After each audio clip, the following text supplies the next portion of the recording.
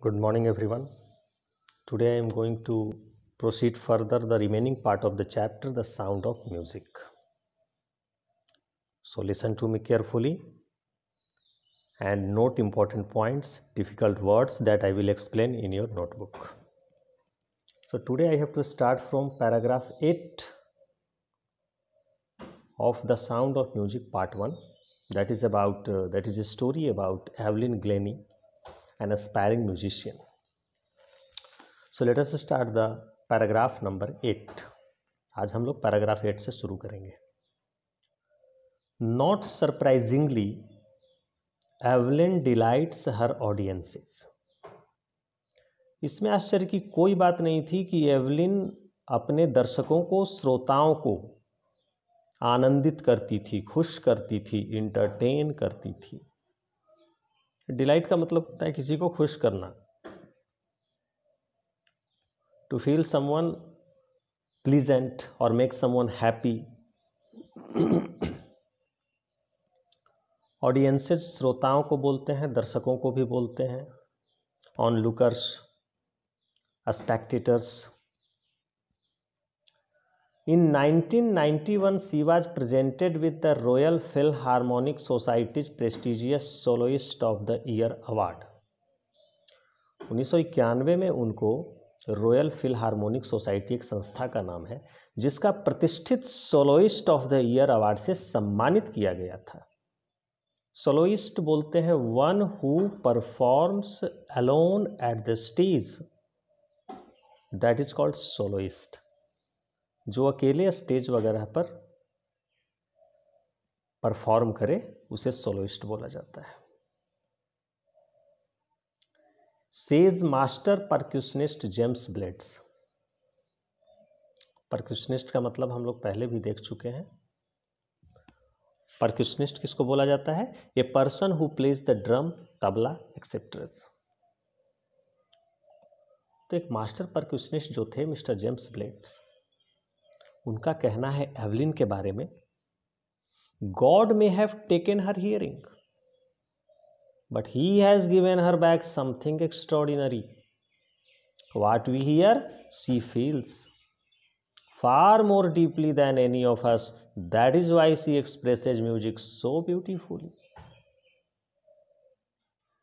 God ने, ईश्वर ने उनसे सुनने की क्षमता ले ली होगी, लेकिन बदले में ईश्वर ने उनको कुछ असाधारण चीज दी. जो हम सुनते हैं वो महसूस करती हैं. Far more deeply than any of us. हम में से किसी से भी ज्यादा गहराई से वो म्यूजिक को महसूस करती हैं. ईश्वर ने बेशक उनसे सुनने की क्षमता छीन ली हो, लेकिन बदले में उन्हें एक ऐसा गुण ईश्वर ने दिया, एक अद्भुत, एक्स्ट्राऑर्डिनरी, कुछ ऐसा अद्भुत खास गुण उनमें है कि जो चीजें हम सुनते हैं वो महसूस करती हैं.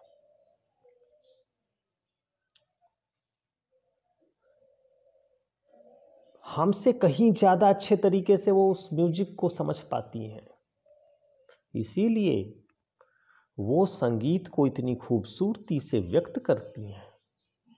That is why she expresses music so beautifully. इसलिए वो संगीत को इतनी खूबसूरती से एक्सप्रेस कर पाती हैं. Evelyn confesses that she is something of a workaholic. Confess मतलब होता है टू एक्सेप्ट वंस फॉल्ट्स और मिस्टेक्स. अपनी गलती को स्वीकार करना, अपनी कमी को स्वीकार करना. कॉन्फेस का रियल मीनिंग यही होता है, टू एक्सेप्ट वंस फॉल्ट्स और मिस्टेक्स. यहां पर क्या मीनिंग हुआ भाई? तो Evelyn confesses that she is something of a workaholic. Workaholic का मतलब होता है a person who finds it difficult to stop working. A person who works continuously without stopping, endlessly. हमेशा किसी कार्य में रत रहना, उसे ही, वैसे व्यक्ति को ही वर्कaholic बोला जाता है. एवलिन अपनी इस कमी को महसूस करती हैं कि मैं थोड़ा वर्कहोलिक किस्म की हूँ। अगर किसी कार्य को मैंने शुरू किया तो खत्म मैं कर ही नहीं पाती, उसे लगातार मैं करती रहती हूँ। कहने का ये मतलब हुआ उस काम को छोड़ने का मन ही नहीं करता है मुझे। I have just got to work, often harder than classical musicians, but the rewards are enormous. I have just got to work. मैंने तो बस अपना काम किया है। Often harder than classical musicians.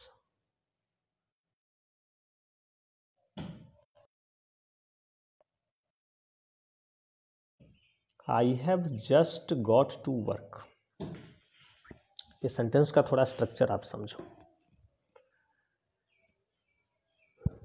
Verb जब तो एक वर्ब पढ़ना होता है जिसे कॉजेटिव,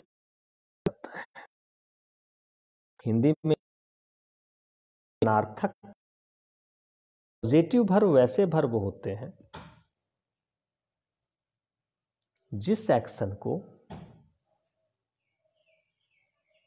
अगर कोई वाक्य ऐसा हो जैसे मैंने उसे हंसा, का काम वो कर रहा है लेकिन हंसाने वाला मैं हूं, हंसने का काम वो कर रहा है, तो इसका ट्रांसलेशन क्या बनता है? I made him laugh. वाक्य का सब्जेक्ट जैसे है कि मैंने उसे हंसाया, तो वाक्य का सब्जेक्ट तो मैं हुआ, मैं नहीं कर रहा।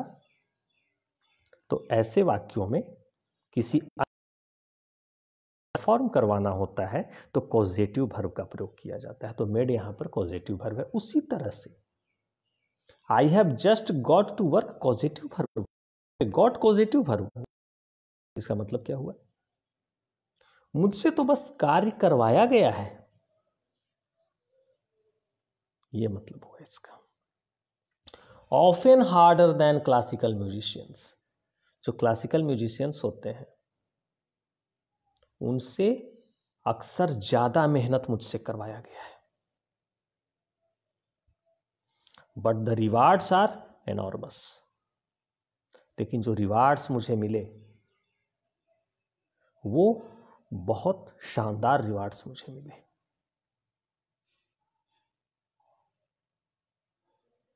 एनॉर्मस मतलब होता है बिग। कार्य तो मुझसे कठिन करवाया गया, लेकिन बदले में मुझे सम्मान जो मिला, मुझे पुरस्कार जो मिला, मुझे सम्मानित जो, वो बहुत बड़े स्तर पर किया गया। Apart from the regular concerts, concerts musical performance को बोलते हैं। परफॉर्मेंस के अलावे,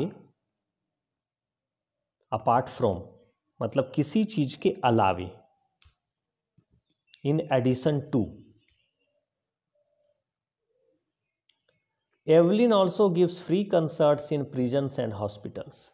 एवलिन जो है वो जेल, अस्पतालों में फ्री कंसर्ट्स आयोजित किया करती थी, musical performance. She also gives high priority to classes for young musicians. जो युवा बच्चे म्यूजिशियंस होते थे उनके लिए वो क्लासेस भी अरेंज किया करती, उन क्लासेस को वो ज़्यादा प्रायोरिटी देती थी, ज़्यादा महत्व देती थी, ज़्यादा इंपॉर्टेंस देती थी। बच्चे जो छोटे म्यूजिशियन, एस्पायरिंग म्यूजिशियन हुआ करते थे, उनको सिखाने में वो ज़्यादा रुचि दिखाती थी। प्रायोरिटी मतलब होता है great importance. And रिचलिन for deaf children says Beethoven fund, Beethoven fund एक संस्था है, डीफ बच्चों के लिए कार्य करती है। इसी संस्था के एक सदस्य हैं जिनका नाम है एन रिचलिन। वो कहते हैं she is a shining inspiration for deaf children, they see that there is nowhere that they can not go. Evelyn Glennie जो है इन डीफ बच्चों के लिए एक भव्य उदाहरण है, प्रेरणा की स्रोत है, एक अद्भुत प्रेरणा की स्रोत है। अब ये डीफ बच्चे देखते हैं और सोचते हैं कि ऐसी कोई सी जगह नहीं है जहां हम जा नहीं सकते, ऐसा कुछ नहीं है जो हम कर नहीं सकते। इनमें इतना सेल्फ कॉन्फिडेंस एवलिन को देखकर आता है। शाइनिंग इंस्पिरेशन, इसका मीनिंग समझ लेते हैं भाई। शाइनिंग इंस्पिरेशन का मतलब होता है, शाइनिंग का मतलब यहां है एक्सीलेंट, और इंस्पिरेशन का मतलब यहां पर है, शाइनिंग का मतलब क्या हुआ, एक्सीलेंट हुआ, और इंस्पिरेशन का यहां पर मतलब होता है प्रेरणा, हिंदी में बोलते हैं। इंग्लिश में प्रेरणा को क्या बोलेंगे? तो फीलिंग ऑफ इंथुसिज्म, एक्साइटमेंट और influence that we get from someone और something, that is called inspiration. Let me repeat, what is meaning of inspiration? In Hindi प्रेरणा, in English feeling of enthusiasm, excitement और influence that we get from someone और something. तो डीप बच्चों के लिए तो एक बहुत बड़ी प्रेरणा की स्रोत हैं। अब वो बच्चे इनको देखकर ऐसा सोचते हैं, ऐसी कोई जगह नहीं हम जहाँ जा नहीं सकते, ऐसा कोई कार्य नहीं जो हम पूरा कर नहीं सकते। इनमें इतना आत्मविश्वास आया, एवलिन ग्लेनी ने इनको आत्मविश्वास से लबरेज कर दिया। Evelyn Glenny has already accomplished more than most people twice her age. Accomplished मतलब होता है achieved. एवलिन ग्लेनी पहले ही अपने जीवन में इतना कुछ उपलब्धि हासिल कर चुकी हैं, जैसा कि बाकी लोग, इनसे दुगनी उम्र की जो लोग होते हैं वो हासिल कर पाते हैं, वो भी उतना हासिल नहीं कर पाते हैं। इनसे दुगने उम्र के लोग जितना कुछ हासिल कर पाते हैं, एवलिन ग्लेनी ने पहले ही उससे ज्यादा हासिल कर लिया है।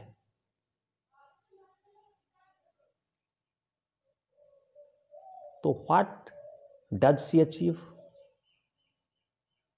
She achieved much popularity and she was also rewarded a lot. She has brought percussion to the front of the orchestra. Percussion यानी कि ये जो ड्रम, ये सब जो प्ले किया जाता है, अलग अलग प्रकार के म्यूजिकल इंस्ट्रूमेंट्स, ड्रम, जाइलोफोन, ये सब जो हो गया, पहले ये जो ऑर्केस्ट्रा में ये म्यूजिकल इंस्ट्रूमेंट्स को पीछे रखा जाता था, ये बैकएंड में यूज होते थे, अब बिल्कुल ये फ्रंट में यूज होने लगे। और इसका श्रेय अगर किसी को जाता है तो एवलिन ग्लेनी को जाता है। And demonstrated that it can be very moving, और उन्होंने इस चीज को साबित किया, प्रदर्शित करके दिखाया कि ये चीजें भी बहुत महत्वपूर्ण हो सकती हैं। उन्होंने ये साबित किया। She has given inspiration to those who are handicapped. उन्होंने उन लोगों के लिए प्रेरणा स्रोत का कार्य किया जो हैंडीकैप्ड थे, जो दिव्यांग, जिन्हें आज हम कहते हैं, कहना भी यही शब्द चाहिए, जो किसी तरह से विजुअली इम्पेयर्ड हो, जिनमें डिफनेस की समस्या हो, जो मेंटली वीक हो, उन लोगों के लिए तो एक प्रेरणा की स्रोत है एवलिन ग्लेनी। उन लोगों को इन्होंने बहुत प्रेरित किया है। People who look to her and से if she can do it I can. लोग जब उनको देखते हैं तो उन कहते हैं, जब ये एवलिन कर सकती हैं तो मैं भी कर सकता हूं। अर्थात वो एवलिन से प्रेरित होते हैं, उनको अपना सोर्स ऑफ इंस्पिरेशन मानते हैं।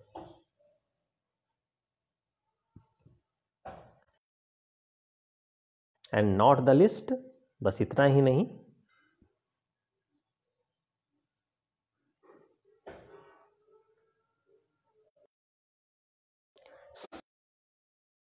Pleasure to millions. एवलिन ने लाखों दर्शकों, श्रोताओं को अद्भुत आनंद का एहसास करवाया है म्यूजिकल कंसर्ट से, म्यूजिकल परफॉर्मेंस से। ये एक बड़ी अद्भुत बात है। तो एवलिन ग्लेनी की स्टोरी पढ़ के हम भी प्रेरित हो सकते हैं।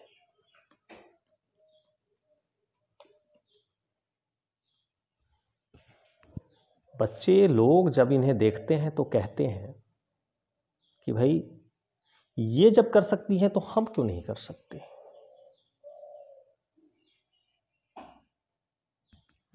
तो लास्ट पैराग्राफ में कुछ वर्ड मीनिंग है, इनको देख लेते हैं भी। तो पहला वर्ड एक अकम्प्लिश्ड आया था। अकम्प्लिश्ड का मतलब होता है अचीव्ड, हासिल करना, उपलब्धि हासिल करना, उसको अकम्प्लिश्ड बोला जाता है।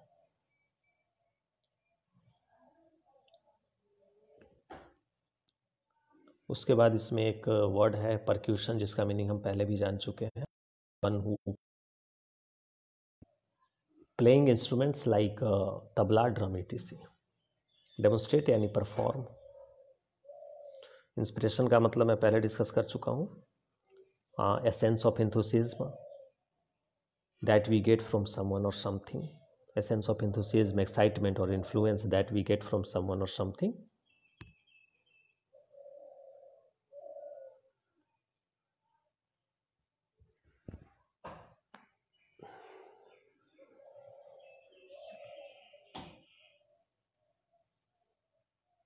हैंडीकैप्ड वैसे लोगों को बोलते हैं जो विजुअली इम्पेयर्ड हो, डीफ हो, ब्लाइंड हो, मेंटली थोड़े हाइपर एक्टिव हो, वीक हो, उन्हें हैंडीकैप्ड बोला जाता है। एनॉर्मस का मतलब बिग, ये वर्ड पहले भी आ चुका है। हाँ, नॉट द लिस्ट एक फ्रेज होता है, इसका मतलब होता है नॉट एट ऑल। और इस फ्रेज का प्रयोग कब किया जाता है, इसका मेन है यूज समझना। तो we can use not list to emphasise a particularly important example, एक खास उदाहरण को पर जोर देने के लिए इसका प्रयोग किया जाता है। किसी खास एग्जाम्पल पर, उदाहरण पर जोर देने के लिए, ज्यादा उसको इंपॉर्टेंस देने के लिए नॉट द लिस्ट का प्रयोग किया जाता है। इसका मतलब नॉट एट ऑल के इक्विवेलेंट होता है।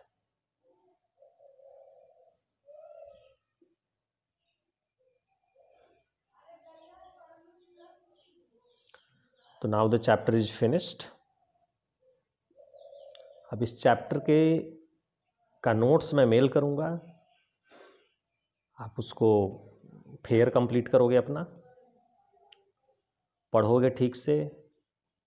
डिफ़िकल्ट वर्ड्स सारे मैंने आपको इसके एक्सप्लेन कर दिए।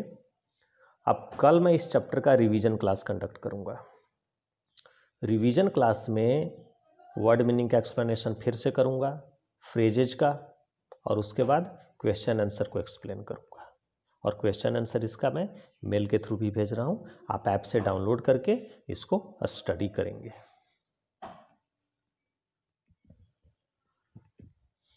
तो thank you, have a nice day.